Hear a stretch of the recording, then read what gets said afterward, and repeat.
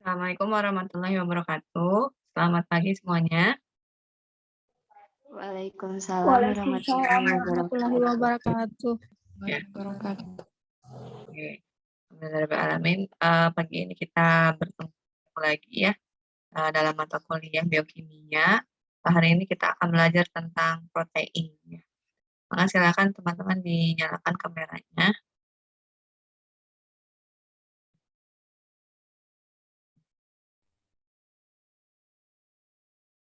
Sudah terlihat PPT-nya? Sudah.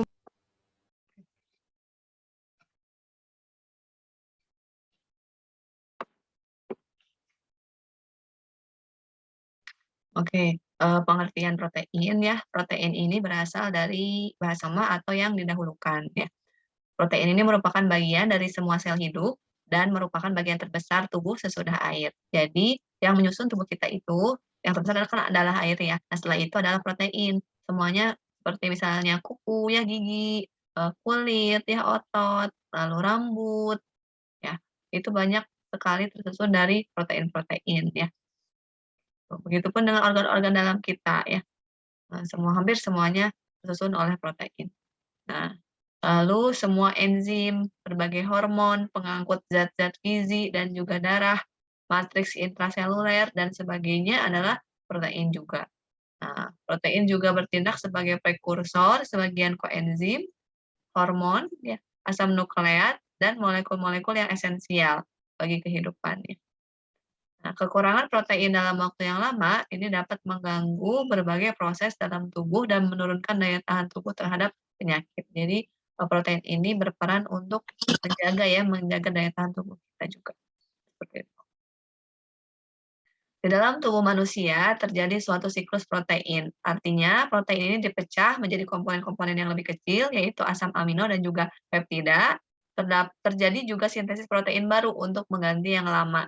Jadi ada proses perombakan protein menjadi asam amino, ada juga proses pembentukan ya atau sintesis dari asam-asam amino menjadi protein-protein yang baru ya atau dinamakan regenerasi sel.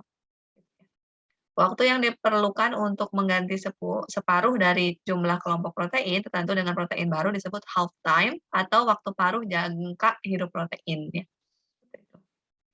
Nah, ini komposisi kimia dari protein ya.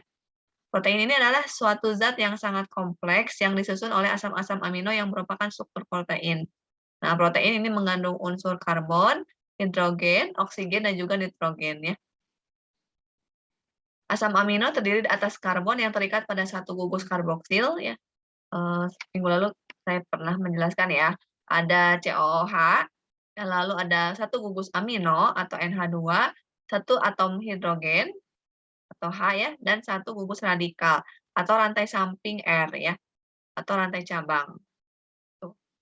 Nah, seperti ini ya, ini gambar dari protein ya.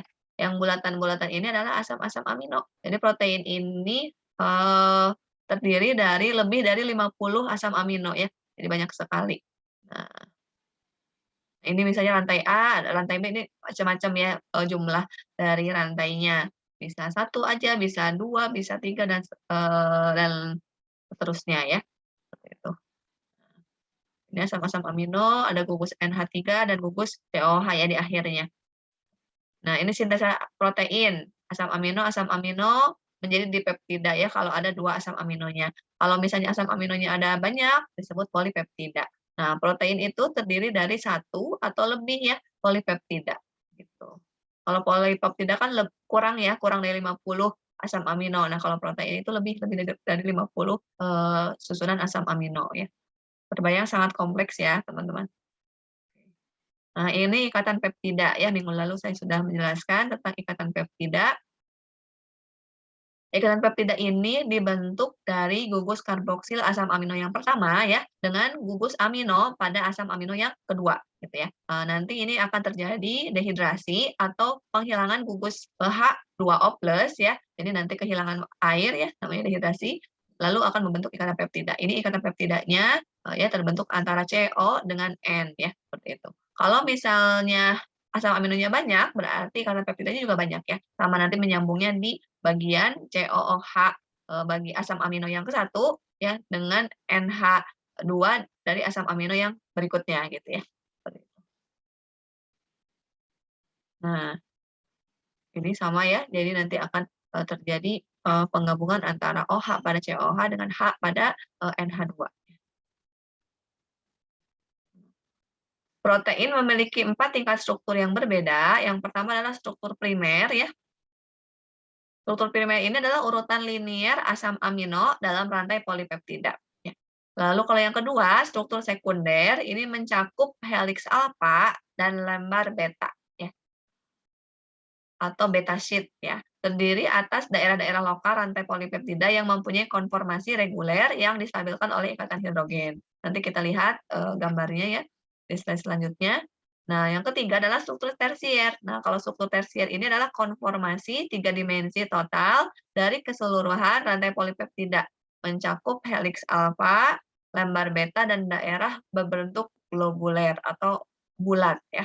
Nah, struktur kuartener ini konformasi 3 dimensi suatu protein multi subunit yang terdiri atas rantai polipeptida disatukan oleh interaksi non-kovalen berupa interaksi elektrostatik, hidrofobik, dan ikatan hidrogen. Jadi saking banyaknya rantai-rantai pada suatu protein, ya ada interaksi antar molekul yang menyusun protein tersebut ya, sehingga menyebabkan berbagai macam struktur-struktur ini.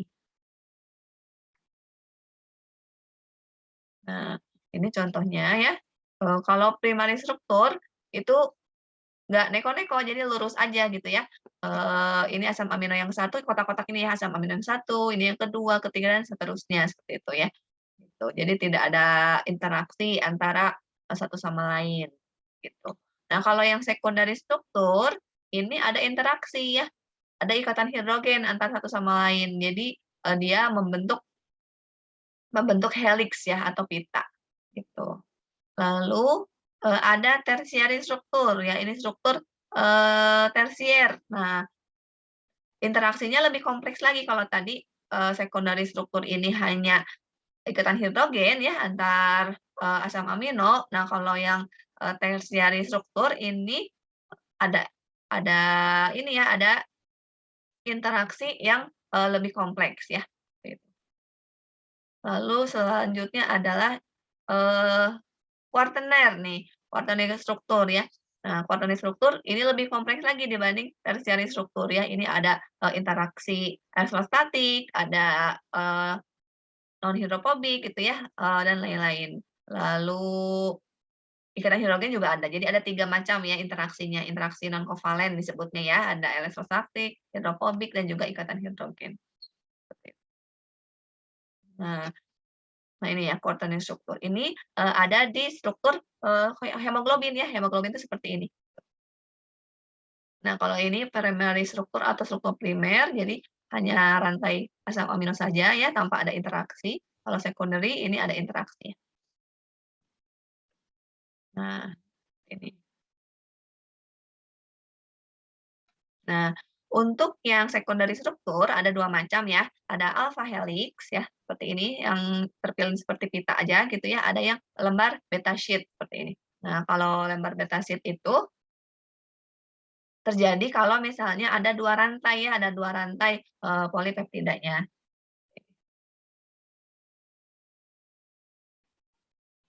Nah nah ini hemoglobin molekul untuk quaternary, struktur atau struktur kuartener.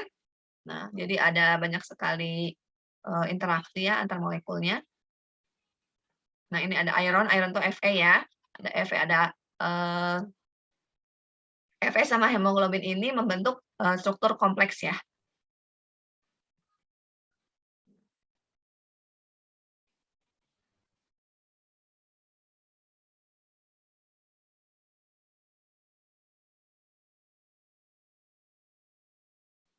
Nah, selanjutnya adalah klasifikasi protein ya. Berdasarkan komponen kimiawinya, ini protein dibagi menjadi 3 macam. Yang pertama adalah protein sederhana, protein konjugasi, lalu ada protein turunan. Nah, sedangkan berdasarkan bentuknya, ini ada protein berbentuk serat atau fibrous protein, lalu ada protein berbentuk bola atau globular protein.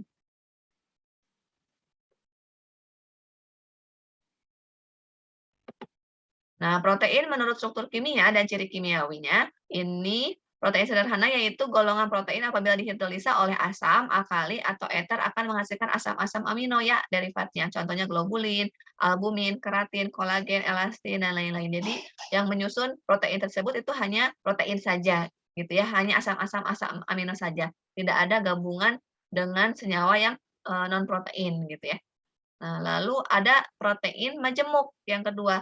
Protein majemuk ini adalah protein yang merupakan kombinasi protein sederhana dengan bahan lain, ya. Jadi yang menyusunnya bukan hanya asam amino saja ya. Contohnya misalnya nukleoprotein. Nah, kalau nukleoprotein berarti ini kombinasi antara asam nukleat dengan protein ya. Ada fosfoprotein. Nah, kalau fosfoprotein ini berarti kombinasi protein dengan senyawa fosfor ya. Senyawa yang mengandung fosfor ya atau gugus fosfat gitu. Lalu ada mukoprotein, kromoprotein, dan flavoprotein. Nah, ini berarti kalau flavoprotein kombinasi artinya kalau protein majemuk itu gabungan protein turunan ya. Ada protein turunan itu adalah protein maupun protein majemuk ya. Ini hasil proteosa ya, ada hasil pemisahan misalnya kan ada nukleoprotein. Nah, ketika nukleoprotein urai nanti hasilnya menjadi protein turunan gitu. Nah, ini protein menurut bentuknya ya, ada 2 macam, ada fibrous ya, protein, ada globular protein. Nah, kalau fibrous protein ini adalah protein berbentuk seperti serabut ya, peptida membentuk spiral yang terjalin satu sama lain sehingga menyerupai batang yang kaku ya. Protein ini terdapat dalam unsur tubuh seperti kolagen, rambut, ada dalam kuku ya, dan juga miosin ya, gitu. Ini berbentuknya serabut. Globular ini berbentuk bulat ya, globe itu kan bulat, berbentuk bulat atau elips ya dan terdiri atas rantai polipeptida yang berlipat ya. Terdapat dalam cairan jaringan tubuh. Protein ini merupakan yang masuk ke dalam protein ini adalah albumin, globulin, histon, dan protamin ya, seperti ini. Teman-teman minggu kemarin ya sudah berkenalan dengan albumin. Nah, seperti ini struktur dari albumin ya.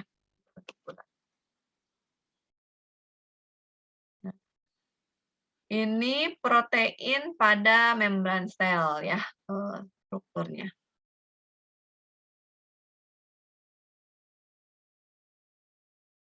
Nah, lalu selanjutnya ada sifat-sifat protein. Yang pertama adalah ionisasi. Ya, protein ini yang larut dalam air akan membentuk ion ya, yang mempunyai muatan positif dan juga negatif ya. Minggu lalu saya sudah jelaskan ya, jadi asam amino itu dia bisa ya mengalami ionisasi. Kalau misalnya dalam kondisi asam, dia akan bertindak sebagai basa ya. Dalam kondisi basa, dia akan bertindak sebagai asam ya. Seperti itu. Jadi nanti kalau yang muatannya positif itu NH3+ ya, berarti dia menjadi aseptor ya, aseptor proton ya. Gitu berarti dia menjadi basa ya pada larutan asam. Gitu. Lalu kalau muatan negatif berarti ion COO- yang terbentuk. Ion COO- itu berarti si COOH-nya menjadi donor ya, donor proton. Berarti dia bertindak sebagai asam ya. Asam ion positif ya. Kalau si basa ini ya jadi ion negatif ya. Pada titik isoelektrik protein mempunyai muatan positif dan juga negatif ya. Gitu. Jadi pada titik inilah dia tidak bermuatan ya atau muatannya netral atau nol ya. Seperti itu. Atau membentuk yang namanya adalah protein ini bisa mengalami yang namanya denaturasi. Ya. Perubahan konformasi alamiah protein menjadi konformasi yang tidak menentu ya. Teman-teman pernah memasak telur? Pernah? Pernah ya. Bisa diceplok, bisa di telur dadar gitu ya. Nah, itu tuh adalah salah satu contoh proses denaturasi ya yang paling sederhana. Asalnya kan protein telur itu berbentuk cairan ya, cairan. Lalu kita panaskan ya, panaskan di suhu yang cukup sedang, lalu dia akan membentuk padatan ya, akan memadat bentuknya. Nah, itu adalah perubahan konformasi alamiah protein ya, menjadi konformasi yang tidak menentu. Bisa, bentuknya berbeda ya, seperti yang jadi sekunder dan tersier gitu, denaturasi. Lalu yang ketiga adalah viskositas. Viskositas protein dalam air, ada viskositas air sebagai pelarutnya. Larutan suatu protein yang bentuk molekulnya panjang mempunyai viskositas lebih besar daripada suatu protein yang berbentuk bulat. Nah, yang keempat adalah mengalami kristalisasi. Proses kristallisasi protein sering dilakukan dengan jalan penambahan garam amonium sulfat atau NaCl pada larutan dengan pengaturan pH pada titik isoelektriknya ya, seperti itu. Seharusnya kemarin di kelas A ya, di kelas A itu percobaan kasein ya, titik isoelektrik kasein. Nanti kelas B akan melakukan percobaannya hari ini. Jadi si kasein itu dia merupakan asam amino kan ya. Nah, setiap asam amino atau protein, dia mempunyai titik isoelektriknya, masing-masing ya, yang berbeda. Kita mau cari tahu nih titik isoelektrik dari kasein. Namun pada percobaan ternyata tidak ada ya, tidak terbentuk endapan. Nah, karena pada titik isoelektrik itu harusnya kan terjadi kristalisasi ya, atau terjadinya endapan ya, atau kekeruhan. Nah, ini tidak ada keruh nih, tidak ada kekeruh, tidak ada endapan gitu. Nah, apa yang terjadi? Bisa saja misalnya kaseinnya, sudah tidak bagus atau mungkin pH-nya ya, pH-nya yang tidak sesuai. Nanti kita, cek lagi untuk yang kelas B, mudah-mudahan bisa, lebih bagus hasilnya ya. Yang kelima, sistem koloid. Nah, protein mempunyai molekul besar dan karenanya larutan protein ini bersifat koloid. Sistem koloid adalah sistem yang heterogen, terdiri atas dua fase, yaitu partikel kecil yang terdispersi dan medium atau pelarutnya ya. Nah, ini penjelasan lebih lanjut tentang denaturasi protein tadi ya. Nah, setiap perubahan terhadap struktur sekunder atau tersier protein itu akan mengalami denaturasi ya. Molekul protein ini dapat pula mengendap ya atau peristiwanya koagulasi disebutnya ya. Dapat saja mengendap tetapi dapat kembali ke keadaan semula ya disebutnya flokkulasi. Faktor-faktor yang menyebabkan denaturasi protein. Yang pertama adalah perubahan pH. Nah, perubahan pH. Nah, gitu. Yang kedua adalah panas. Nah, panas ini dapat merusak ikatan hidrogen dan jembatan garam pada si protein ya sehingga strukturnya bisa berubah. Lalu yang ketiga adalah radiasi. Radiasi sinar X dan UV juga bisa menyebabkan, denaturasi protein, ya. Lalu bila ditambahkan pelarut organik nih, aseton dan alkohol itu bisa juga menyebabkan denaturasi. Lalu garam-garam dari logam berat ya, Ag2+, Hg2+, Pb2+ itu, bisa menyebabkan denaturasi. Lalu reaksi-reaksi alkaloid seperti asam tanat, asam pikrat bisa menggumpalkan protein. Lalu produksi tioglikolat juga ya bisa menyebabkan denaturasi dari protein ya. Ini hal-hal yang bisa menyebabkan denaturasi ya protein. Nah, nah ini perjalanan protein dalam tubuh kita ya. Awalnya kan kita makan ya, makan, masuk ke dalam mulut si proteinnya, terus kita kunyah. Nah, di dalam mulut itu protein tidak mengalami karena di dalam mulut tidak ada mulut, itu hanya ada enzim alfa amilase ya, karbohidrat ya. Kalau yang protein tidak. Jadi protein selain karbohidrat itu protein mulut masuk ke lambung. Nah, baru di lambung protein yang mengefektifkan enzim lambung ya. Nah, si proteinnya ini akan diubah menjadi polipeptida. Yang tadinya kan protein itu bisa terdiri dari satu atau lebih polipeptida. Nah, ketika di lambung itu si proteinnya diubah menjadi polipeptida yang saling, terpisah gitu ya. Lalu masuk ke usus halus. Nah, usus halus ini terjadi pencernaan polipeptida menjadi dipeptida. Jadi asalnya banyak ya asam-asam aminonya, jadi menjadi lebih sedikit ya menjadi dipeptida. Lalu setelah itu peptida diubah menjadi asam amino bebas. Nah, yang diserap oleh tubuh kita itu adalah asam amino bebas ya. Nah, ini adalah fungsi protein ya. Yang pertama adalah sebagai pembangun tubuh, yang kedua sebagai pengatur proses-proses dalam tubuh, yang ketiga sebagai sumber energi bagi tubuh. Nah, ini makanan berprotein, ini nanti akan di-digestion ya atau misal oleh tubuh kita ya. Ini akan katabolisme mengurai ya senyawa yang menghasilkan energi. Atau asam aminonya bisa disintetis bisa menjadi protein yang sakit, terus kan banyak sel-sel yang dipakai untuk membangun sel-sel yang baru, sel gitu. Nah, kalau untuk ini new protein ini dipakai untuk ya seperti itu. Lalu sintesis apa lagi? Ya gitu. Lalu sintesis adenin. Nah, kalau kata urea, nah urea, teman-teman tahu ya urea ya, atau air kencing kita itu menjadi bau dari protein ya. Nah, ini ya. Oke, selanjutnya adalah sebagai pembangun tubuh. Ini fungsi ya, bagian dari fungsi protein. Ini penjabarannya, bagian dari inti sel dan protoplasma, lalu massa padat dari jaringan lunak, misalnya otot-otot ya, lalu ada organ vital dan lain sebagainya. Untuk gigi, untuk rambut dan juga kuku, ini merupakan protein juga ya. Semua ya bagi tubuh kita ya, enzim metabolisme dan, kita kalau misalnya nggak ada enzim itu, nggak bisa mencerna semua makanan yang kita makan. Jadi si enzim ini merupakan, anugerah bagi kita ya, karena fungsinya sangat banyak.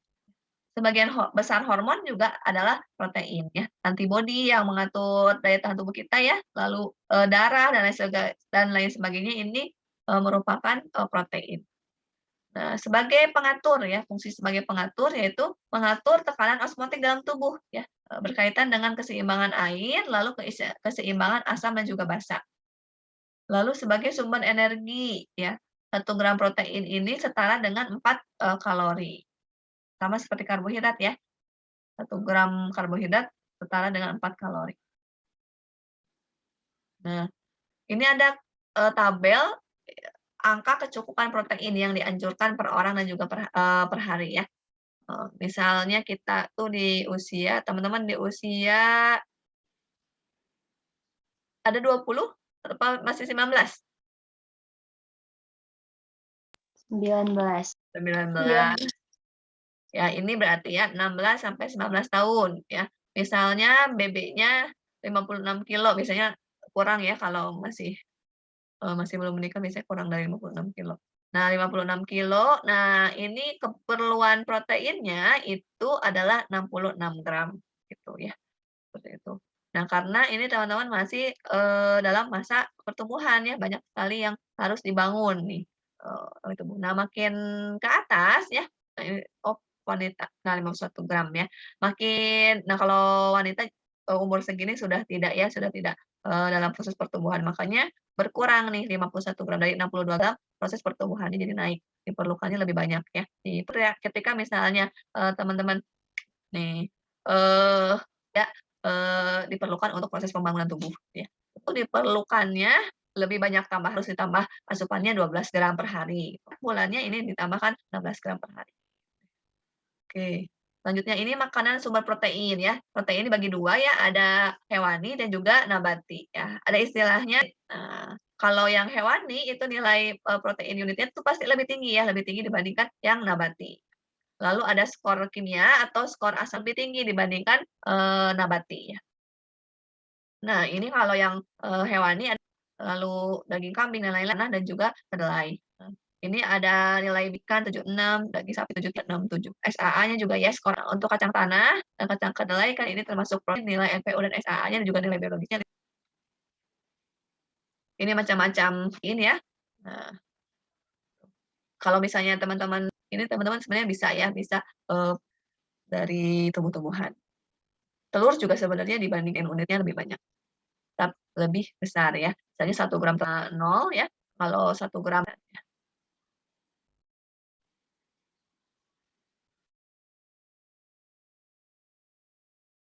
Oke.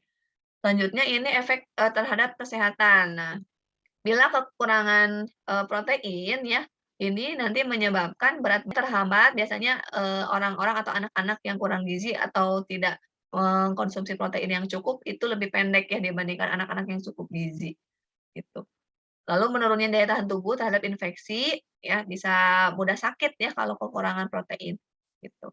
Nah, kalau dalam masa pertumbuhan kalau kekurangan protein akan menyebabkan penyakit kwashiorkor ya, dan juga marasmus ya, atau busung lapar, gitu. Lalu kalau misalnya kelebihan ya, ini kan berarti tubuh kita memerlukan, beban ya, memerlukan memerlukan energi yang lebih ya untuk mencerna si proteinnya. Sehingga beban kerja hati akan lebih tinggi ya, beban kerja ginjal juga lebih tinggi, sistem sirkulasi juga lebih lebih tinggi, meningkat gitu ya. Nah, ini akan menyebabkan kegemukan atau obesitas.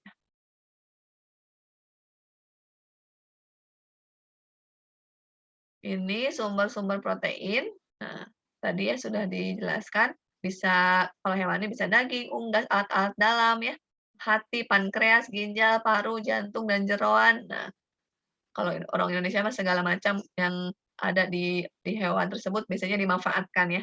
Kalau di negara lain itu rata-rata ini tidak. Nah, ini juga harus hati-hati sebenarnya ya, nanti, ini tuh kadar kolesterolnya kalau di dalam jeroan itu lebih, tinggi ya.